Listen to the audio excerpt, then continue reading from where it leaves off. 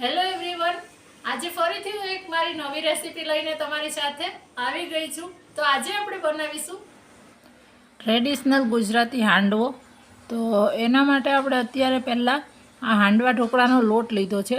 આ મેં દળીને ઘરમાં જ સ્ટોર કરેલો છે, એટલે એ ડાયરેક્ટ લઈ લીધો છે. આનું બધું જ પ્રોપોર્શન અને આમાંથી સ્ટીમ ઢોકળા અને હાંડવો તમે બનાવી શકો છો. જો તમારે સ્ટીમ ઢોકળા અને આ હાંડવાના લોટનું ડિટેલમાં રેસીપી પ્રપોઝન જોતું હોય તો એના માટે ડિસ્ક્રિપ્શનમાં હું લિંક મૂકી દઈશ. લાસ્ટ વિડીયો મેં એમાંથી સ્ટીમ ઢોકળાનો બનાવેલો છે. તો એને આપણે અત્યારે પહેલાં એમાં આથો આપવા માટે દહીં લઈશું. તો ખાટું મીડિયમ ખાટું દહીં હોય એ લેવાનું છે, અને અત્યારે હું 1 કપ જેટલું ખાટું દહીં લઉં છું.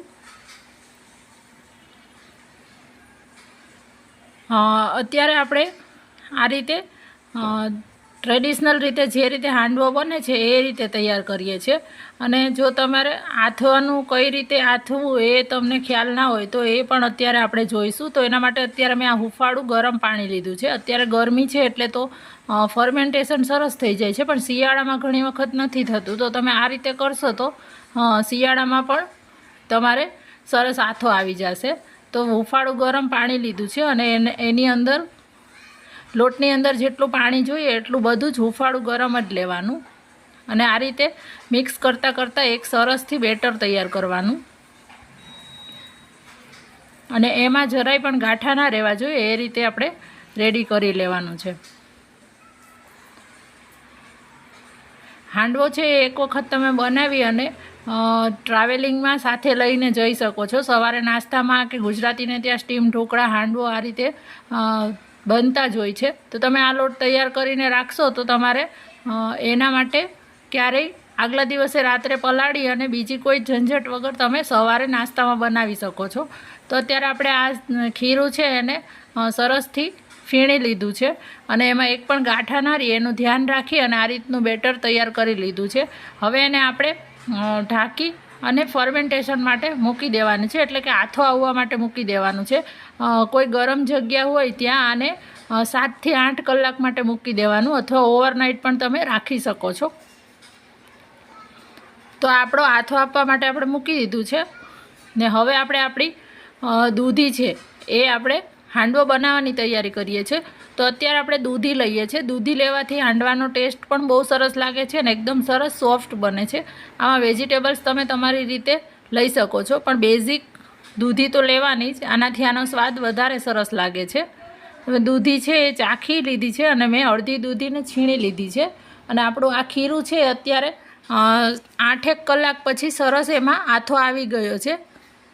આમાંથી મેં અડધા સ્ટીમ ઢોકળા બનાવ્યા છે, જેનો વિડીયો મેં લાસ્ટ પોસ્ટ કરેલો જ છે. તો હવે આપણી જે છીણેલી દૂધી છે એ આની અંદર આપણે લઈ લેવાની છે. બધી જ દૂધી આપણે આમાં લઈ લેશું.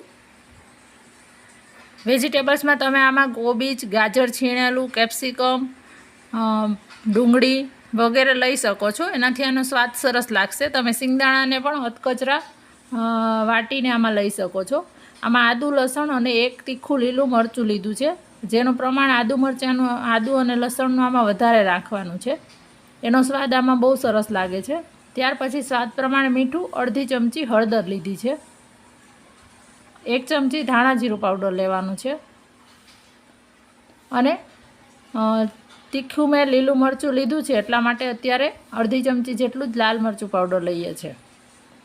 અને આની અંદર આપણે થોડું બેલેન્સ કરવા માટે 2 ચમચી ખાંડ લઈએ છીએ. તમારે સ્કીપ કરવી હોય તો તમે સ્કીપ પણ કરી શકો છો. ઘણા ઘરમાં આનાથી પણ વધારે હાંડવાની અંદર ખાંડ ઉમેરાતી હોય છે, જે સ્વાદ ખૂબ જ સરસ લાગે છે. અત્યારે આપણે 2 નાની ચમચી જેટલું લઈ લઈએ છીએ. હવે આને સરસ મિક્સ કરી લેવાનું છે. ફ્રેશ કોથમીર તમારી પાસે હોય તો એ ખાસ લેવાની. મારી પાસે નહોતી એટલે મેં અત્યારે નથી એડ કરી. ઇવન વટાણાની સિઝન હોય તો તમે વટાણાને પણ અધકચરા ક્રશ કરીને આની અંદર એડ કરી શકો છો. બાફેલી મકાઈ પણ લઈ શકો છો. આ રીતે આ બાળકોને આપણે ઘણા વેજીટેબલ્સ આમાં એડ કરીને ખવડાવી દઈએ તો ખ્યાલ પણ નથી આવતો એ લોકોને, અને ખાઈ પણ લેશે. આ આપણું ખીરું છે એમાં બધી જ વસ્તુ એડ કરી અને આપણે મૂકી દીધું છે. હવે આપણે આની અંદર જે મીઠા સોડા આવે છે, જે ભજીયાના સોડા, એ અડધી ચમચી લેવાના છે. તમે ઈનો ફ્રૂટ સોલ્ટ પણ લઈ શકો છો. અત્યારે હું બધા જ ખીરામાં સોડા એટલા માટે એડ કરું છું કે હું 2 પેનમાં એક સાથે કરીશ. નહીંતર તમારે જો એને રાખી મૂકવું હોય તો એક એક હાંડવાની અંદર હાંડવો બનાવતી વખતે સોડા એડ કરતું જવાનું. સોડા એડ કર્યા પછી આને એકદમ સરસ ફીણી લેવાનું છે. 2 થી 3 મિનિટ એને ફીણી લીધું છે. હવે આપણે એક નોનસ્ટિક કઢાઈની અંદર અત્યારે આપણે હાંડવો બનાવવાના છે. આપણે હાંડવા કુકર કે કંઈ જ જો ઘરમાં ના હોય તો આ રીતે તમે નાના નાના ડંગેલા કે હાંડવો આને બનાવી શકો છો. તેલ થોડું આગળ પડતું રાખવાનું, 2 થી 3 મોટી ચમચી જેટલું. તેલ આપણું ગરમ થાય એટલે એની અંદર અડધી ચમચી રાઈ, 10-12 મીઠા લીમડાના પાન લેવાના છે અને 1 ચમચી તલ લેવાના છે. તલનો સ્વાદ આમાં ખૂબ જ સરસ લાગતો હોય છે. હવે આપણે આપણું જે હાંડવાનું ખીરું તૈયાર કર્યું એ આની અંદર એડ કરવાનું છે. તમારે હાંડવો છે એ કેટલો પતલો જાડો કરવો છે એ પ્રમાણે તમારે આની અંદર ખીરું તૈયાર કરવાનું, એ રીતે ખીરું અંદર એડ કરવાનું.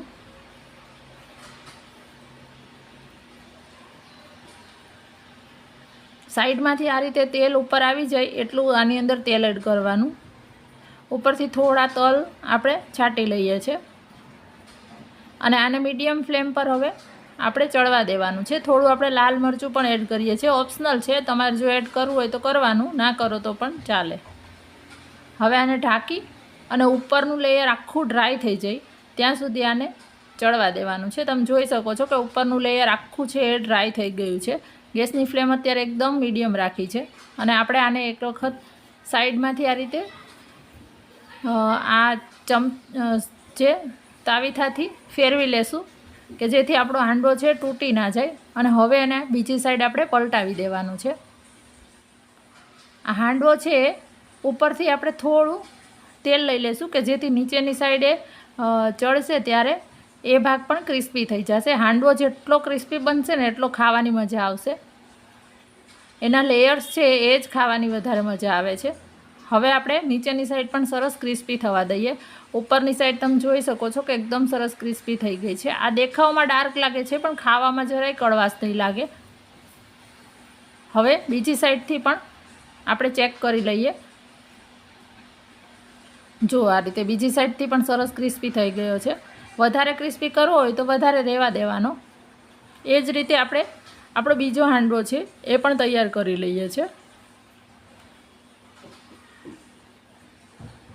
તમે એકદમ નાના નાના હાંડવા બનાવવા હોય તો તમારે લંચ બોક્સમાં કે આપવા હોય તો તમે એ રીતે પણ આપી શકો છો. નાના નાના 1-1 ચમચો જ એડ કરી અને ટિફિનમાં કે.